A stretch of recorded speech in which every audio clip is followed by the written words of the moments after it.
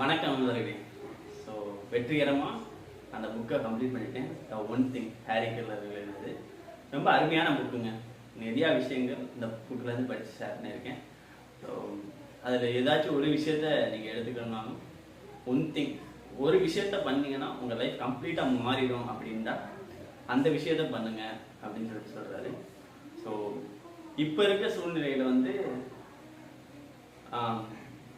என்ன சொல்கிறேன்னா, கவர்மெண்ட் செக்டாரில் ஒன் திங் கவர்மெண்ட் சேஞ்ச் பண்ணாங்கன்னா எல்லாமே மாறிடுங்க. இந்த லஞ்சம் ஊழல் இந்த ரெண்டை மட்டும் தூக்கிட்டாங்கனாலே போதுங்க, எல்லாமே செட் ஆகிடும் செய்யலாம். ஏன்னா மிகப்பெரிய பிரச்சனையை உருவெடுத்தது இந்த லஞ்சம் இதுதான். ஏன்னா எங்கே போனாலும் எந்த ஒரு வேலையை கவர்மெண்ட் வேலையை ஜாப்ஸில் போனோம்னா நம்ம ஒரு வேலையை லஞ்சம் இல்லாமல் நம்ம பண்ணுறது ரொம்ப சிரமமாக இருக்குது. ஸோ இந்த லஞ்சங்களை எடுத்துட்டாங்கனாலே போதும்.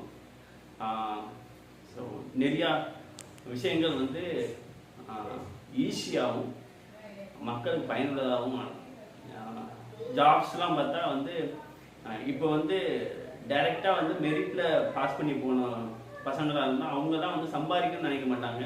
ஏன்னா அவங்களுக்கு வர்ற சம்பளம் போகணும். யாரெல்லாம் காசு கட்டி இப்படி போனவங்க தான் சம்பாதிக்கணும் அப்படின்னு நினச்சி. ஸோ எல்லாமே ஸ்டார்டிங் பேஸே பார்த்தா இந்த லஞ்சம் ஊழல் தான். ஸோ இதை அவாய்ட் பண்ணிட்டாலே போதுங்க. ஸோ ஒரு விஷயம் அவாய்ட் பண்ணிட்டாலே போதும்.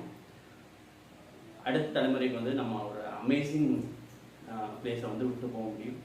ஸோ நான் கம்ப்ளீட்டாக மாறிடுச்சுன்னு சொல்லலை, பட் ஸ்டார்ட் பண்ணியிருக்க விதமே நல்லா இருக்குன்னு சொல்கிறேன் இப்போ இருக்கிற கவர்மெண்ட்ஸ். ஸோ போக போக தான் தெரியும் எப்படி இருக்குது. பட் நல்ல ஸ்டார்டர் மாதிரி எனக்கு தெரியுது. உங்களோட தாட்டையும் கமெண்ட் பண்ணுங்க. அப்புறம் பார்த்தா இந்த புக்கில் படித்தது அவர் என்ன சொல்கிறார், உங்கள் லைஃப்லையும் ஏதாச்சும் ஒரு விஷயம் இருக்கும்.